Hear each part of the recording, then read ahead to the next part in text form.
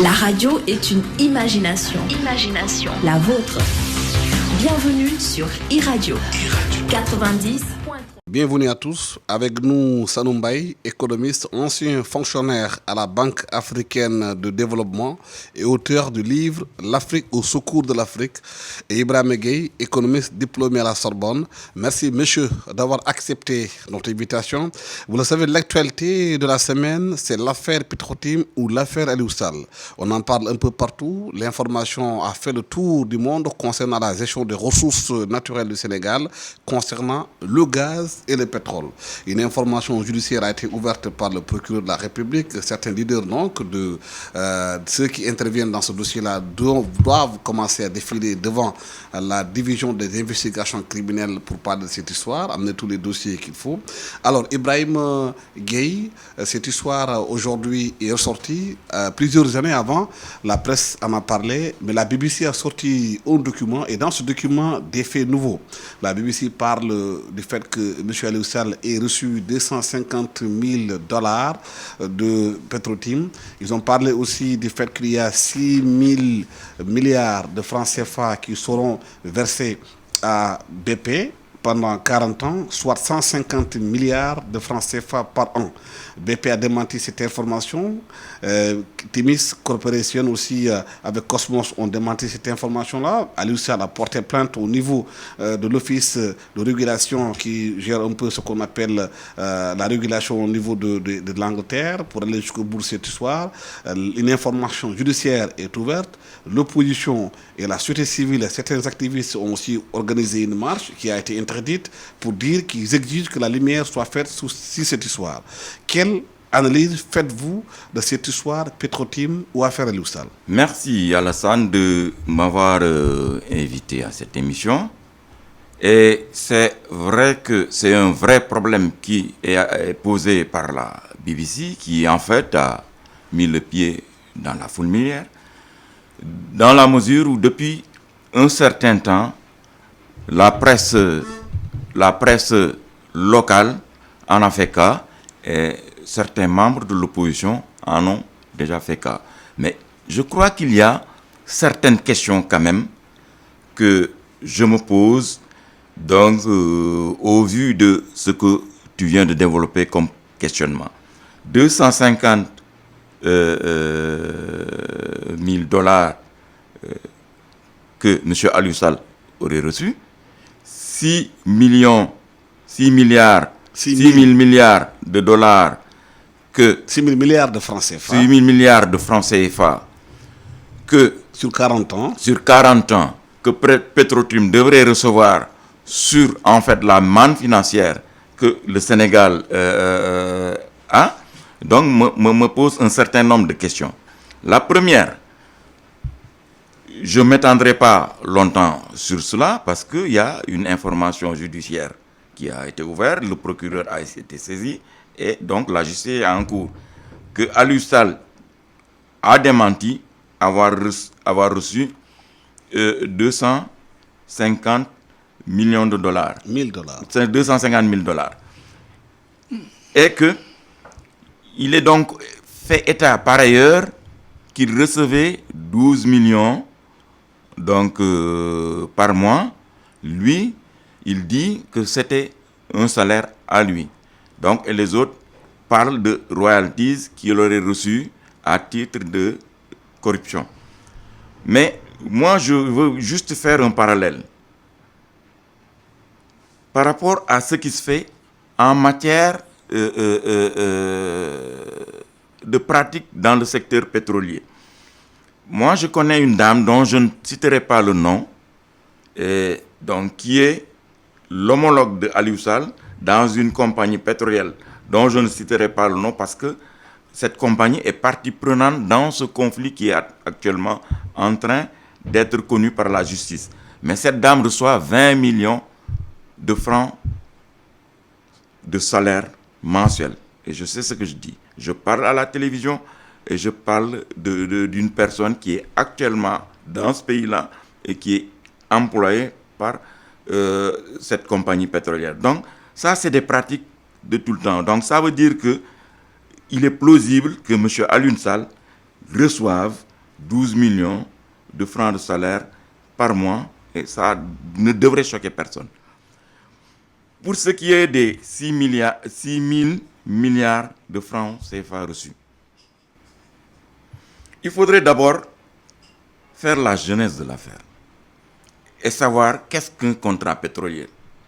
Un contrat pétrolier, dans le cas qui nous intéresse du Sénégal, c'est un accord entre le Sénégal et, en fait, un groupe ou un regroupement de pétroliers.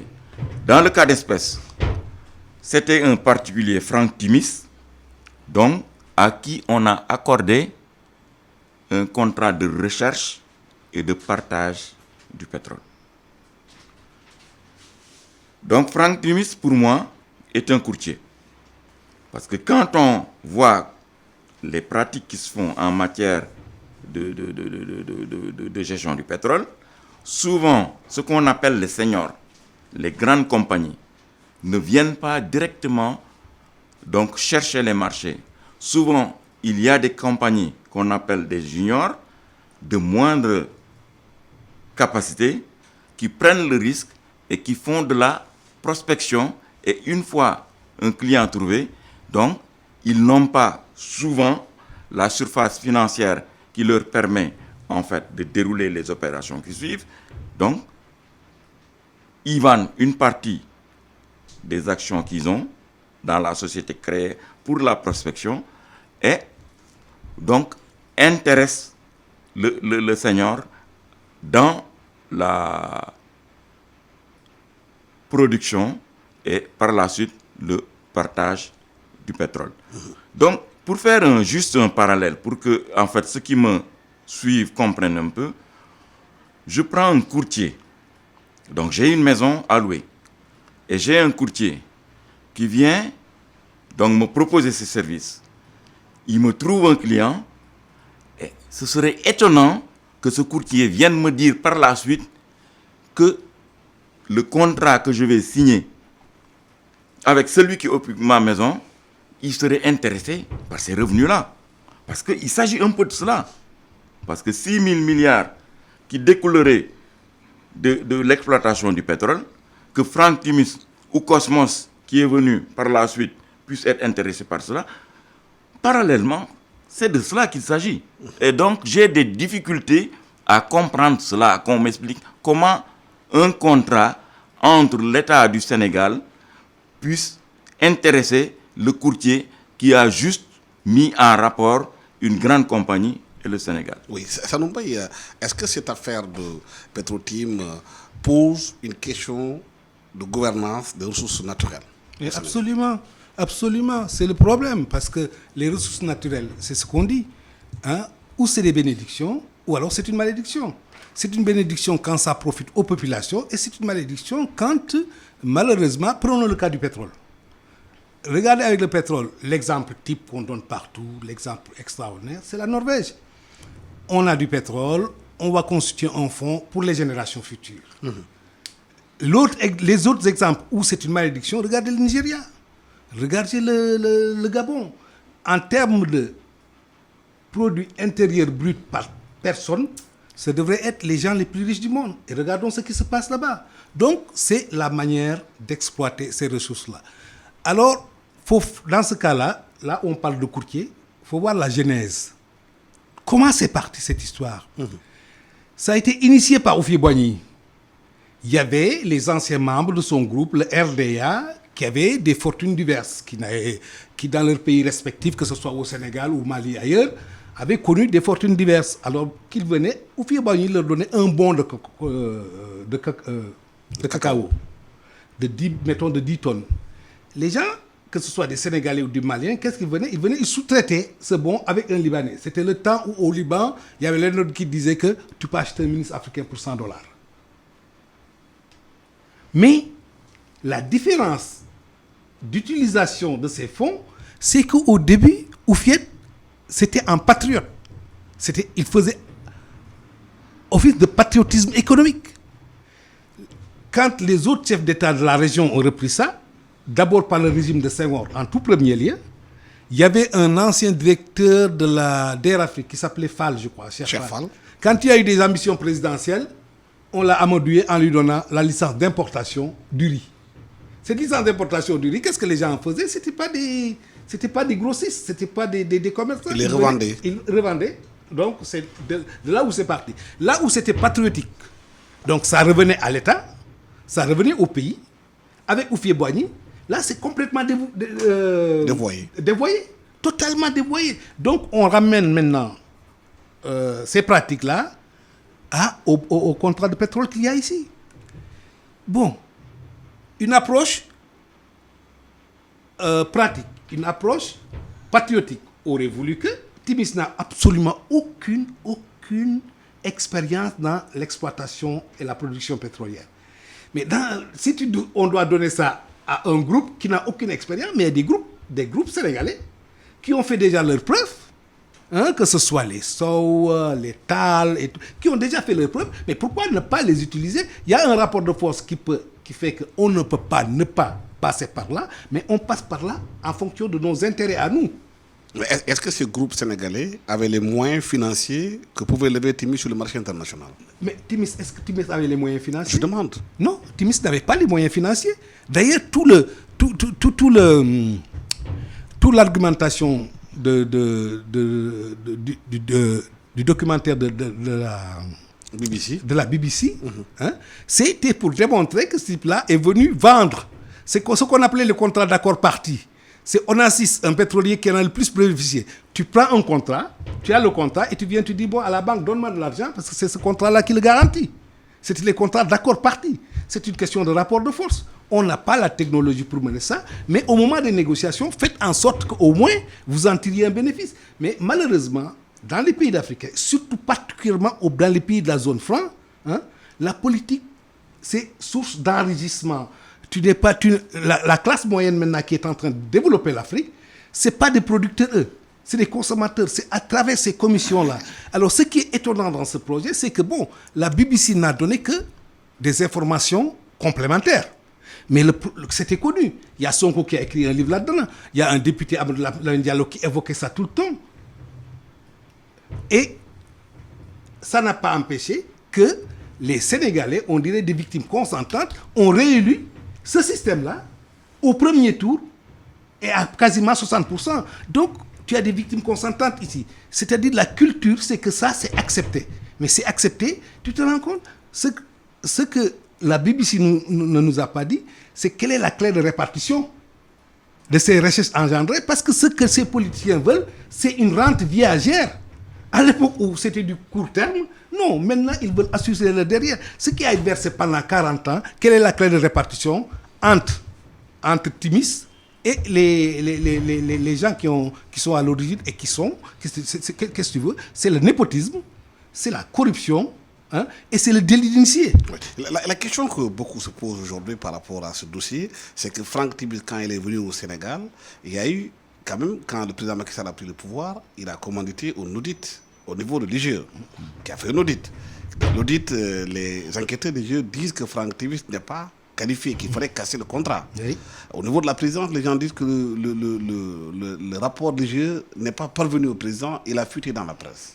Comment se fait-il qu'il y ait dysfonctionnement aussi grave au sein de l'exécutif? Okay. Mais Alassane, tu me permettras de rebondir un peu sur ce que dit en fait mon doyen et homologue. Et revenir dans ma question, c'est ça? C'est dans ta question. L'expérience de production de pétrole, en fait de recherche, parce qu'un courtier en fait il ne produit pas. Franck Timis a investi 300 milliards en Sierra Leone avant de venir ici. Ce que je dis, moi, je parle de chiffres concrets. Ce qui est vérifiable par tout le monde au niveau du net et par tout le monde au niveau du consulat de Sierra Leone. Franck Timis, et je le répète, a investi 300 milliards. Quelqu'un qui n'a pas de capacité financière n'investit pas 300 milliards pour de la recherche. Et puis, c'est un faux débat pour moi. Pourquoi? Parce que Franck Timis a trouvé, on en est actuellement à se dire comment exploiter ce pétrole parce qu'il l'a trouvé.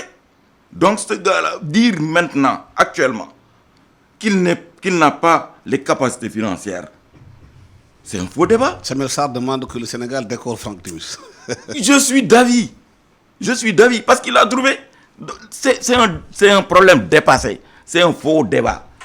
Donc moi je dis que non seulement Franck Timis a trouvé, mais Franck Timis a trouvé aussi un junior qui lui permet de parfaire la prospection et d'avoir derrière un senior BP qui permet d'exploiter. Parce que tout le monde, on sait tous que pour l'exploitation du pétrole, des États comme le Sénégal et même des États qui ont plus de surface financière que le Sénégal ne peuvent pas le faire.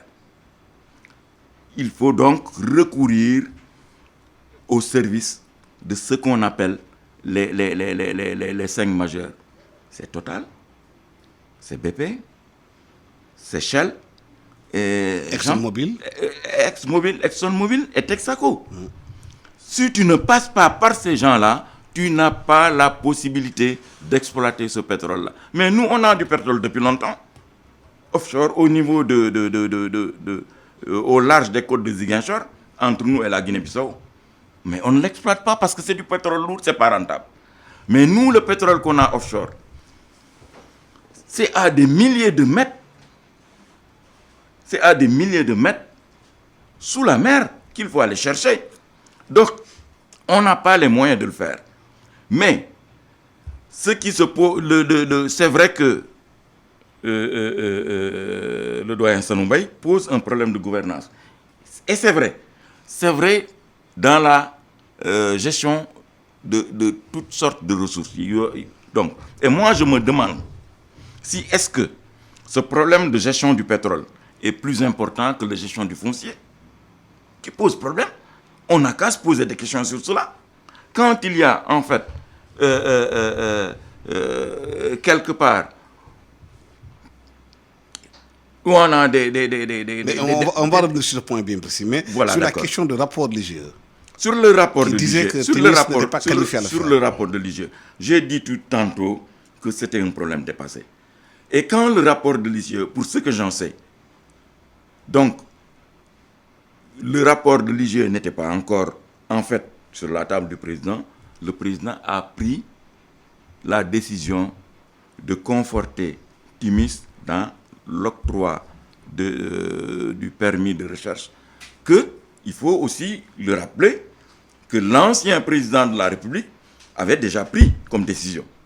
Il y avait un décret qui donnait à Timis le droit de recherche de pétrole et de partage. Oui, mais il fallait aussi que ce décret soit approuvé par le nouveau président. Je suis d'accord avec vous. Juridiquement. Non, c'est pour dire, c'est juste un rappel et pour dire que le président de la République n'est pas lié par l'avis du tout. Oui. C'est une consultation qui fait. Oui. Le président peut passer outre même s'il avait le rapport. Mais aujourd'hui, Sanou, ces contrats pétroliers qui ont été signés, qui ont été faits, c'est une polémique autour de tout ça. Quels sont les enjeux par rapport au Sénégal? Mais les enjeux par rapport au Sénégal, c'est que maintenant que on sait que c'est à la base de ce contrat, il y a aussi bien népotisme, il y a corruption, et maintenant en ce moment, la corruption est régie par des lois internationales. Donc, par rapport là maintenant, on me dit que on a saisi, le ministre de la Justice a saisi le procureur pour cette enquête. Mais déjà, il y avait une enquête préliminaire. Le rapport de l'IGE, on n'en a pas tenu conscience. Maintenant, si on a en face... Le rapport de l'IGE concernant la fuite a été confié à la gendarmerie pour qu'elle fasse une enquête par rapport à la fuite. Ouais. Maintenant, l'autre, concernant le dossier du pétrole, c'est confié à la division des investigations criminelles qui va enquêter sur ça. Absolument. Quels sont les enjeux de tout ça? Les enjeux de ça, c'est que les multinationales sont protégées par des batteries d'avocats, de juristes. Il faudrait connaître les provisions du contrat pour savoir en cas de rupture de contrat. Parce que le problème ici, c'est que c'est tellement à l'encontre des intérêts du Sénégal et de nos générations futures que ce contrat, avant qu'il y ait aucune réflexion, comme il y a litige, il faudra qu'on aille jusqu'au bout de l'enquête. Mais quand on voit l'instrumentalisation de la justice que l'État fait, Les audits qui ont été faits et qui ont accusé des gens et que maintenant le système utilise pour écarter des opposants, pour mettre en prison des candidats potentiels, on est en doute de savoir ce que ça va donner. Est-ce que cette justice est assez libre pour aller au fond? Et quand on est libre, quelles sont les provisions dans le contrat initial en cas de rupture de contrat? Parce que des fois, vous savez, en cas de rupture de contrat, c'est quasiment impossible. Donc, il faudrait absolument arriver maintenant à la transparence.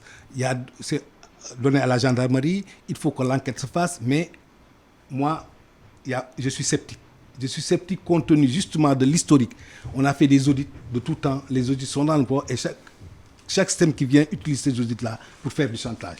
Alors donc, dire que maintenant, le ministre de la Justice a saisi le procureur, d'accord, c'est très bien, c'est la démarche, on va voir ce que ça donne. La gendarmerie enquête, ça donne. Mais que nous sachions que ici, il y va de l'avenir, non seulement de notre pays, mais de notre jeunesse. Je vous dis, c'est la jeunesse africaine maintenant qui est ce qu'on appelle un actif, une dividende, quoi. Et ces gosses-là, ces jeunes-là, on a sacrifié. C'est-à-dire, vous vous rendez compte des revenus, des versés sur 40 ans. C'est-à-dire, les enfants qui sont nés aujourd'hui sont déjà tributaires de ce marché corrompu. Non, il faudrait maintenant aussi, en dehors de ça, et c'est là où moi j'ai des inquiétudes, parce que tout ça était connu. La BBC n'a apporté que des informations supplémentaires. Et malgré cette connaissance, malgré tout ça, je vous dis que le régime actuel a été réélu au pouvoir au premier tour. Et après de 60%, on a beau dire qu'il y a des comment ça s'appelle, des abstentions et tout ça, mais la jeunesse qui est concernée avait choisi son candidat et nous savons pourquoi, nous savons que c'est ce candidat-là. Donc vraiment, le peuple ne veut pas de ce contrat. On sait que c'est à l'encontre de nos intérêts. Il faudrait ne pas faire totalement confiance au régime et puis qu'au niveau des populations, qu'on prenne des mesures. Les mesures, c'est quoi? C'est investir la rue. Investir la rue comme les Algériens le font aujourd'hui, comme les Saoudiens le font. Il faut investir la rue parce que dès l'instant que ces multinationales commenceront à creuser, c'est fini. Et même si on prend des actions de correction, quelles sont les provisions? En cas de rupture de contrat, qu'est-ce qu'on doit payer? Mais il faut absolument, tant que toutes ces questions ne sont pas réglées, que ce soit bloqué pour mieux faire en sorte que, comme tout ce qu'on donne dans des commissions, comme les audits, tout ce qu'on a fait, ne pas servir à enterrer l'affaire. Et pour ça, il faudrait que la société civile se mette en marche. On ne peut pas faire confiance à ces politiques-là. Il faudrait que ce soit fait dans l'ordre, dans la discipline, mais il ne faut pas non plus se faire d'illusions. Il y aura des larmes, il y aura des sueurs et peut-être même du sang. Est-ce qu'aujourd'hui, cette enquête qui est confiée à la division d'investigation criminelle, l'information judiciaire qui a été ouverte, est aussi confiée à la DIC et à la section de recherche de la gendarmerie, vous pensez que cette enquête peut aider à clarifier davantage cette histoire de contrat? Mais absolument, Alassane. Moi, j'ai confiance aux institutions de cette République. J'ai confiance. Et moi, je n'irai pas. Ce pays-là nous appartient. Le brûler, nous, on n'a nulle part un autre pays où aller. Donc, je veux dire que il est vrai que la transparence doit être de rigueur, que aussi il y a un élément qui me semble fondamental, ça veut dire un consensus fort doit être trouvé. C'est la période où le président a appelé au dialogue. Je crois que c'est le moment que les gens y aillent et pèsent en fait sur les décisions de cet État-là, que les structures qui sont là pour en fait réglementer en ce qui concerne la transparence et en fait la gestion de ce pétrole-là, qu'il soit renforcé. Et c'est le moment de le faire. Parce qu'Alassane, il faut savoir qu'au-delà des éléments financiers, économiques et autres, le pétrole, c'est un problème de rapport de pouvoir. Je ne sais pas si tu te souviens encore de Elf. Elf, qui a été phagocyté par Total. Elf a fait la pluie et le beau temps en Afrique. Centrale surtout. En Afrique centrale. Et plus précisément au Congo. Au Gabon, au Congo. Au Gabon, au Congo. Au Gabon, en fait, il y a eu un retournement de situation par la suite au niveau de la France-Afrique. Et Bongo donnait même son avis sur les nominations de certains ministres français du temps de Mitterrand, du temps de Mesmer. Je te souviens un peu du temps de Mesmer et de Chirac. Mais au Congo, Elf a conforté le pouvoir de Sassou Nguesso. Mais quand Elf s'est rendu compte que Sassou Nguesso, son pouvoir décliné, a trouvé le palliatif de faire nommer Pascal Lissouba, qui était son premier ministre, et de faire partager le pouvoir avec Sassou Nguesso. Mais Lissouba, une fois au pouvoir, donc, a voulu le pouvoir tout seul. Elf, donc, a recréé l'insécurité au sein de ce pays-là. Et on sait tous les développements qui s'en ont suivi et la guerre civile qui a retardé pendant un certain temps le Congo. Mais je voudrais juste terminer par la BBC. Alassane, on se souvient de l'Irak, on se souvient de la Libye. Ce sont des mensonges, et je pèse bien mes mots, des mensonges qui ont été à l'origine de la guerre de l'Irak. Les gens n'ont jamais trouvé d'armes de destruction massive, et c'est la BBC, et c'est la CNN, et c'est RFI qui ont véhiculé tout, qui ont fait la propagande de tout cela, et qui a abouti à des guerres civiles, et ces pays-là ne se sont jamais remis de cela. Dans ce Sénégal-là, nous n'avons pas besoin de cela. On a besoin d'avoir de la visibilité sur ces ressources-là. Parce que, si vous vous souvenez, lors du dernier référendum, dans la Constitution, il a été inscrit que les ressources naturelles appartiennent au peuple sénégalais. Donc c'est très légitime que ce peuple-là ait un droit de regard sur ces richesses-là, oui, et fasse de sorte que la transparence soit de mise. Mais brûler ce pays-là, moi je suis entièrement contre. Sanoumbaye, comment faire aujourd'hui pour instaurer une transparence absolue dans la gestion de toutes les ressources du pays, qu'elles soient naturelles, qu'elles soient foncières, tout en évitant aussi la manipulation derrière qui pourrait mettre le pays à feu et à sang, comme certains médias ou certaines grandes puissances aussi pétrolières ont pu le faire ailleurs? Oui, mais bon, personne ne parle de violence ou de quoi que ce soit. Ce qu'on veut simplement, c'est que les ressources du pays en profitent. Comment le faire Comment le faire? La transparence soit de mise partout. Maintenant qu'on en est à niveau de l'enquête, qu'on sache d'abord ce que contient le contrat. Qui c'est qui reçoit quoi? Qu'on sache d'abord, avant de prendre des actions, tu ne peux pas prendre des actions sur un contrat qui est déjà signé et dont tu ne connais pas le contenu. Donc on ne peut faire confiance à nos institutions. Maintenant, on va voir comment se déroulent là ces enquêtes et tout ça, mais je suis sceptique. Parce qu'il y a déjà l'enquête de l'IGE dont on n'a pas tenu compte, qu'on a même post-signé ou whatever. Hein? Et donc, je n'ai pas confiance. Je n'ai pas confiance dans cette instrumentalisation. La preuve, toute cette histoire a été suscitée par l'ancien régime, par Wade, que les choses avaient été faites normalement et qu'en fin de compte, ils ont tout cassé pour donner ça à Franck Timis. Et que le régime qui est venu n'a fait que perpétuer.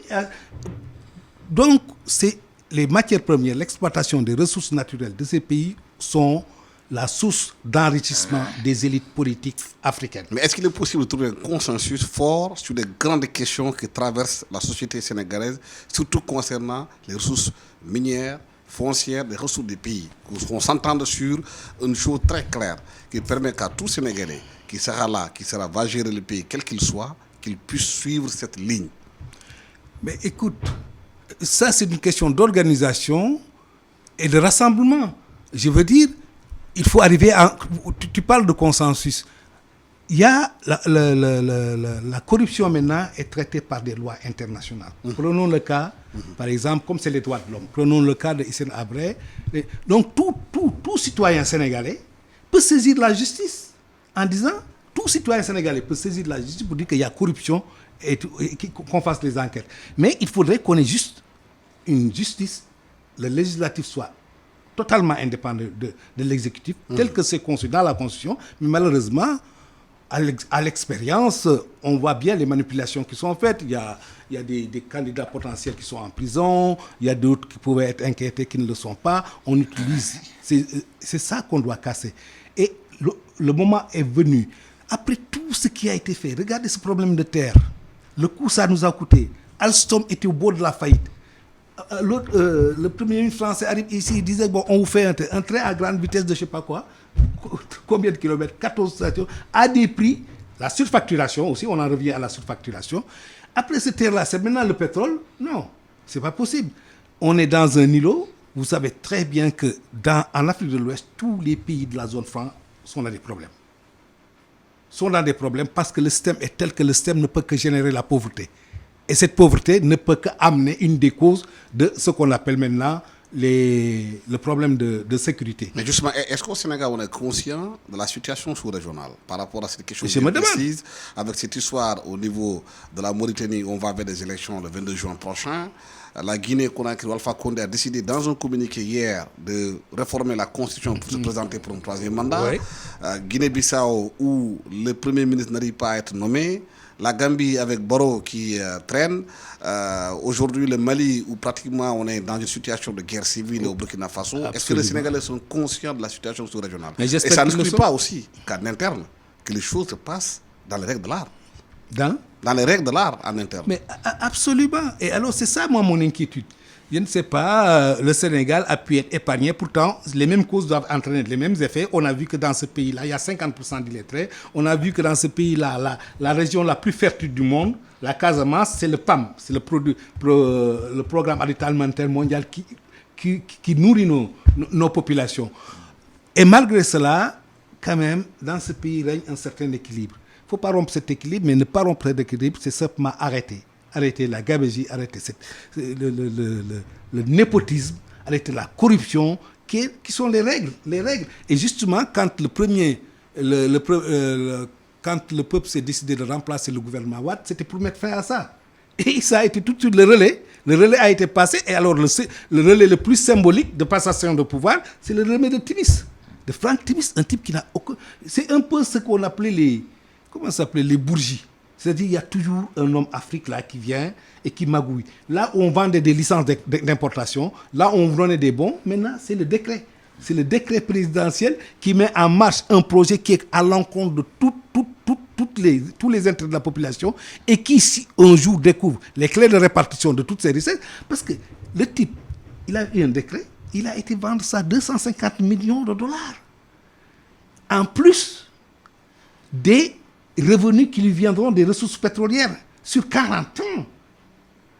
Vous n'allez pas me dire que Wade et son fils, quand ils ont retourné leur veste pour donner ça à Franck Timis, il n'y a pas une clé de répartition sur les 40 ans à venir des revenus qui seront générés.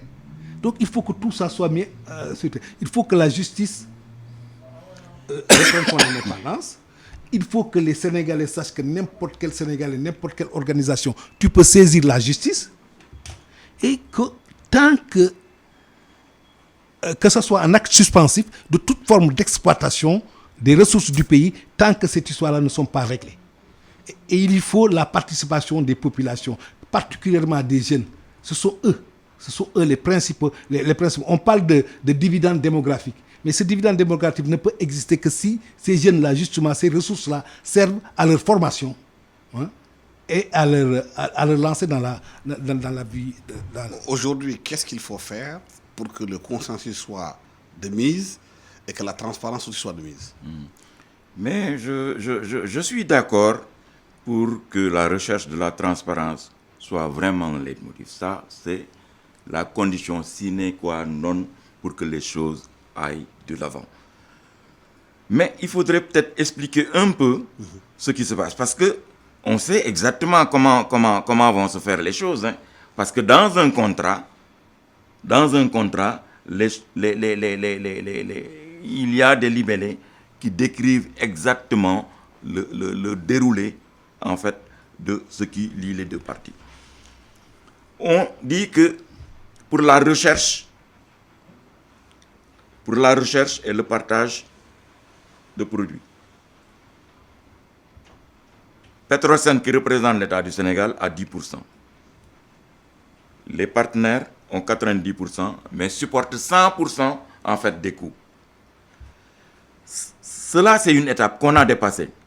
Et une fois que cette étape dépassée, que l'étape de la production est venue, il y a une autre clé de répartition Surtout que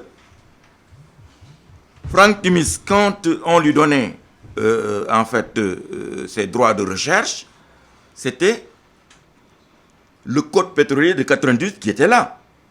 Et on a une loi de 2018 qui a changé tout cela. En fait, il y a deux phases. Il y a la phase d'exploration Et la phase qui coûte très cher, 1 à 2 milliards de dollars. Absolument. Que beaucoup d'États n'ont pas. Absolument. Pour les mettre en branle. Absolument. Après la phase d'exploration, il y a la phase d'exploitation. Absolument. On en est à la phase d'exploitation. Donc, dans cette phase-là, il faut prendre en compte un élément qui est essentiel. Ça veut dire que quand il va s'agir de partager, on défalque les coûts supportés. Ça, les gens n'en parlent pas, mais c'est quelque chose de très important et qu'il faut avoir quelque part dans l'esprit. Parce que c'est une fois que cela défalqué qu'on aura à partager entre l'État du Sénégal et ses partenaires. Mais dans cette phase-là, ce qui est prévu entre les impôts, les taxes, la part de l'État du Sénégal, la part de Petrosen, je parle sous le contrôle de tous ceux qui nous écoutent et qui ont écouté le ministre de l'Énergie, le Sénégal en sera à 67%. Ce qui est important, c'est de savoir 67% de combien. Parce qu'il va falloir débarquer les coûts. Les taxes. Les coûts. Les coûts de recherche et de production qui vont directement au partenaire qui a procédé à cette exploitation. Donc c'est là qu'il va falloir être vigilant. Sinon, pour moi je crois qu'il faudrait peut-être, dans cette situation, faire confiance à notre justice. Il est évident, faire confiance à quelqu'un ne veut pas dire lui laisser les mains libres entièrement. Il y a une certaine pression, je suis d'accord avec le doyen, que la société civile et en fait tous les gens qui sont dans ce pays-là doivent exercer sur ceux qui nous gouvernent pour que les choses soient dans les conditions les meilleures de clarté. Parce que ça nous, il y a certains experts pétroliers que j'ai entendu dire que lors de la phase d'exploitation, quand elle va démarrer avec les taxes, le Sénégal n'aura pas moins de 50% des revenus. Ensuite, ce sont les 50% restants que toutes les parties se partageront, chacune selon sa mise. Ce qui fait que le Sénégal n'aura pas moins de 60% des revenus. Malheureusement, beaucoup confondent les 10% de Petrosen avec les revenus pour le Sénégal. Il y a des gens qui l'ont expliqué comme ça. C'est comme ça qu'on va dans la phase d'exploitation. Absolument. Non, mais franchement, j'avoue que je ne suis pas un expert de ces questions-là. Absolument. Donc, je ne peux pas vraiment élaborer là-dessus. Tout ce que je sais, c'est qu'il y a litige. Qu'il faut clarifier. Il faut clarifier avant qu'on passe à la phase d'exploitation. Et qu'on sache que... Bon, qui a quoi et qui a fait quoi. Oui, absolument. Maintenant, c'est au niveau de l'enquête.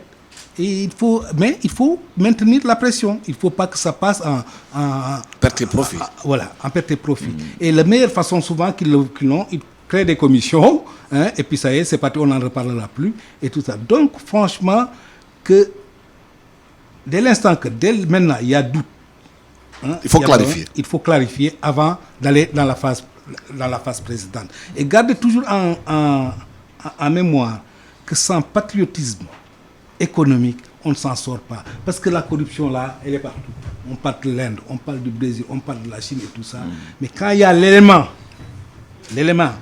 patriotique, comme Houphouët Boigny l'avait fait, mais ça, c'est source de création d'emplois, source d'enrichissement de la société et source de création de cette classe moyenne qui est si nécessaire pour le lancer.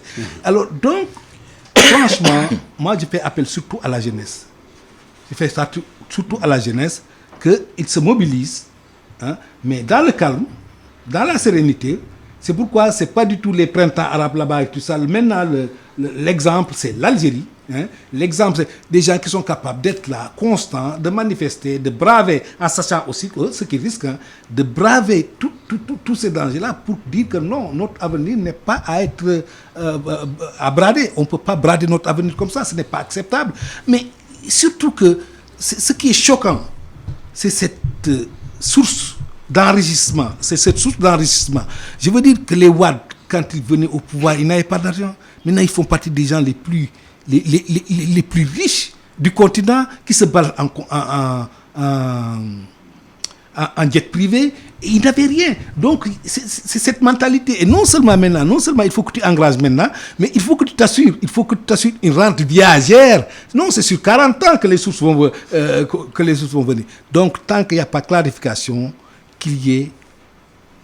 qu'on ne sorte pas. Parce que dès l'instant que la production a commencé, il n'y a plus rien à faire. Oui, il y a eu cette manifestation organisée par l'opposition, une partie de l'opposition, ensuite la société civile et des jeunes activistes qui demandent que les choses soient beaucoup plus clarifiées par rapport à cela. Il y a une interdiction de cette marche par le préfet de Dakar. C'est ainsi que recule encore de la démocratie sénégalaise. Oui, Alassane, si j'étais l'autorité, j'aurais autorisé, excusez-moi de la répétition, la manifestation. Elle est pacifique. Pour l'interdire, il faut des forces de l'ordre et il faut utiliser beaucoup d'éléments dissuasifs donc pour les freiner. Et si on utilisait uniquement les forces de l'ordre, donc on aurait pu quand même canaliser cette marche-là. Et donc, il faudrait aussi que je sache, c'était une marche ou c'était en fait un rassemblement. On ne sait pas trop. Donc, l'autorité a tranché. Mais pour moi, dès que l'autorité a tranché, moi, je crois que ce qui était républicain, c'est de surseoir à cela et de faire de sorte à clarifier, en fait, l'événement qui est projeté et faire de sorte que l'autorité l'accepte. Et surtout qu'il y a des moyens de recours au niveau de la Cour suprême, qui est tenue dans les 2 jours de répondre à l'interpellation de l'opposition en ce qui concerne cette interdiction de marche. Je ne vois pas pourquoi, en fait, mettre le feu dans ce pays-là pour cela. Mais pour moi, il est important, comme il le dit, et je suis d'avis, qu'il faut mettre la pression sur nos gouvernants pour faire de sorte que la transparence soit de rigueur. Je suis d'accord. Mais je ne cautionne pas le fait de faire de l'amalgame parce qu'il y a beaucoup d'amalgames qui sont en train d'être véhiculés. Il y a des gens qui sont en train de vouloir dérouler une 3e mi-temps. Excusez-moi du terme, je suis un peu footballeur. Parce que, pour moi, les élections devaient se faire en 2 tours et ont été résumées en 1 tour. Donc, en une mi-temps, les 2 mi-temps en une. Et il y a cette sorte de revanche-là qui habite certains. Donc, il y a cet amalgame-là. Et je crois aussi qu'il faudrait aussi que les gens, patriotisme d'accord, mais ne pas vouloir mettre tout cela, tout ce qui est rancœur, parce que moi, au niveau de certains opposants, je me pose beaucoup de questions dans la pratique, dans leur manière de communiquer. Dans leur manière de communiquer, je le dis, parce que je les ai entendus avoir une communication et dire tout le contraire quelque temps après. Et comme si, en fait, ce patriotisme-là, porté en bandoulière, c'était au gré du vent, au gré des intérêts. Ça me pose problème. Ça nous, par rapport à la démocratie sénégalaise, ces marches organisées, interdites, il y a le dialogue national qui est lancé. Est-ce que c'est un motif de plomber quelque part le dialogue sénégalais si les gens ne s'entendent pas autour de l'essentiel? Il faudrait que les gens s'entendent autour de l'essentiel parce qu'il y va de l'avenir. Il y va de l'avenir de nos pays. Si vous regardez la région, tous les pays de la zone franc-là sont dans la tourmente. Nous, par la grâce de Dieu, on est un peu épargnés pour le moment. Pourquoi? Parce que c'est un environnement qui n'est pas propice. Au développement. C'est un environnement qui ne peut que créer de la pauvreté. Pourquoi? Et les mêmes causes entraînent les mêmes effets. On en est à cette contradiction. En termes économiques, c'est que même quand, comme la Côte d'Ivoire, tu as un taux de croissance, de création de richesse de 10%, tu es encore plus pauvre. Pourquoi? Mais pourquoi? Parce que le système monétaire, tel que c'est conçu, qu'est-ce que c'est que la croissance? Quand on dit le PIB, c'est ce qu'un pays a créé comme richesse pendant un an. Mais c'est cette richesse, ce que tu as créé, est-ce que ça reste dans le pays ou ça part? Alors, ici, c'est fait l'organisation monétaire de telle sorte que ça part.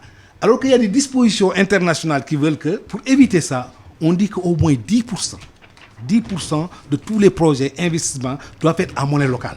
Mais il se trouve que, bon, si c'est du Naira, du CEDI et tout ça, ces 10% restent dans le pays. Tandis que chez nous, déjà les 90% de projets, tout d'investissement, c'est parti. Ça ne passe même pas dans le pays. C'est paiement direct de la source de financement aux bénéficiaires. Donc, même ces 10% qui restaient, mais nous, ces 10% de restés, sont du CFA, librement convertibles et transférables. Donc, on ne génère que même quand on crée de la richesse, on génère de la pauvreté. On génère la pauvreté. C'est la richesse dans la pauvreté. Voilà. De telle sorte que, voilà, après plus de 60 ans, le Sénégal est classé parmi les 25 pays les plus pauvres. Est-ce qu'au fond, justement, ces questions de démocratie, de croissance qui ne restent pas dans le pays, sont des facteurs qui contaminent le bon fonctionnement de la démocratie? Qui contaminent et qui nous met... Mais c'est le désastre. C'est-à-dire maintenant, ils utilisent je l'ai écrit dans mon livre là dont tu parles. On dit qu'on ne te parle que de terrorisme. Mais il est terrorisme. Qu'est-ce que c'est cette cause? Quand il y a la pauvreté, quand il y a la désunion, et pour que même ces gens-là se mettent ensemble pour lutter soi-disant contre le terrorisme, alors que c'est contre les accords monétaires et économiques qu'on nous impose qu'on devrait lutter. Même quand on nous dit que non, c'est pas du tout l'environnement économique et monétaire, c'est le terrorisme. Et ce terrorisme a des causes. Bon, nous avons été épargnés au Sénégal, nous n'avons pas été épargnés par la pauvreté. Parce que c'est encore incroyable qu'un pays comme ça a encore 50%, et ça c'est les statistiques officielles, 50% d'illettrés.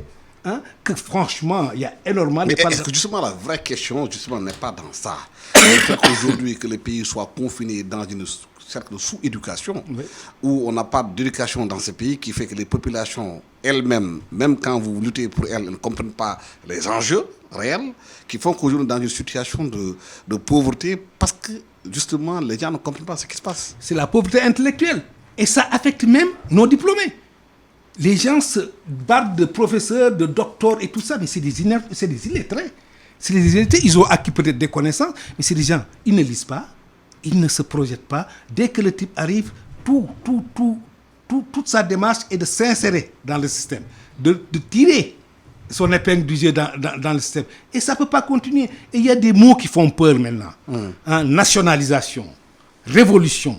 Mais la mentalité, surtout en matière de zone franc, c'est tellement pourri qu'il ne faut pas avoir du mot, il faudrait une révolution qui remet tout en cause. Parce qu'il n'y a pas que les politiques, il y a les religieux.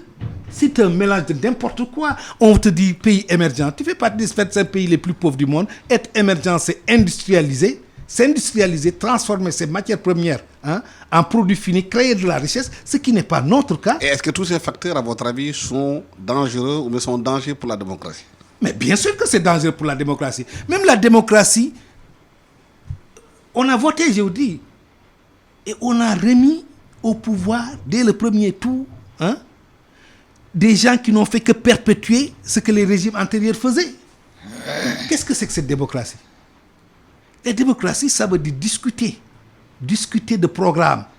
Et depuis l'élection de Wade jusqu'à maintenant, c'est moi qui couvre les élections sénégalaises pour le monde diplomatique. Je n'ai jamais, jusqu'à nos jours, voir des gens qui sont venus avec un programme. Dire que bon, voilà, au moment, en tenant compte des rapports de force, prenons par exemple le cas de la Sonatel. On a dévalué notre monnaie et on a vendu la Sonatel. Bon, à l'époque, on n'y pouvait rien.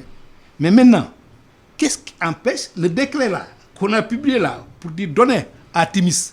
Pourquoi on ne va pas publier un décret pour dire que bon, maintenant, il faut que la Sonatel ouvre son capital aux nationaux? On ne te parle même pas de l'État. On te parle des nationaux comme le Ghana a fait, comme le Kenya a fait. Il y a Kenya Airways, il y a Ghana, il y a... Bon, on ouvre le capital, on donne ça à nos privés. Surtout des privés qui ont fait leur preuve. Donc, il ne faut pas avoir peur des mots. Il faut des changements radicaux. Et ces changements radicaux, ce n'est pas par rapport à dirigeants de ces pays francophones qui sont toujours adoublés par la France. Oui, qu'est-ce qu'il faut faire aujourd'hui pour avoir la sérénité dans la transparence?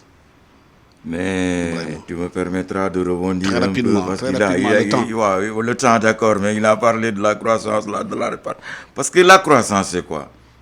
La croissance, il l'a bien défini, l'augmentation du PIB d'une année à une autre. C'est exact. Le problème qui se pose, c'est la répartition de la croissance. Mais je crois que des efforts sont faits. Parce que tous les transferts là qui sont faits, parce que je citerai la CMU, je citerai les bourses familiales, et il y a bien d'autres choses de programmes de lutte contre la pauvreté qui sont là. Et d'où est-ce qu'on peut trouver des ressources pour faire ça? Mais des sources de la croissance. Donc, je veux dire qu'il y a des efforts à faire, mais quand même, il y a des efforts qui sont faits. Il a juste cité l'exemple de la Sonatel, que je connais très bien, parce que j'ai été 30 ans cadre financier dans cette boîte-là. Je crois que la Sonatel, si en fait, à l'époque, moi j'étais contre en fait le fait de vendre une partie de la Sonatel. Mais je me suis rendu compte par la suite que la venue de Orange a été bénéfique. Parce que si Orange n'était pas avec la Sonatel, le déploiement de cette société au niveau de la sous-région, où en fait cette société contrôle en fait l'opérateur qui est plus important que celui qui est Maritel, ne se ferait pas. Mais je suis obligé d'arrêter le débat et terminer le temps. Je suis désolé. Merci infiniment à M. Sanoum Mbaye, économiste, ancien fonctionnaire à la Banque africaine de développement et auteur du livre L'Afrique au secours de l'Afrique. Merci à Ibrahim Gueye, économiste, diplômé de la Sorbonne. À la technique, il y avait Aliou Diassé au son, caméra Augustin Mandang, au micro Alassane Samba Diop. Excellent dimanche à tous. La radio est une imagination. La vôtre. Bienvenue sur iRadio 90.2.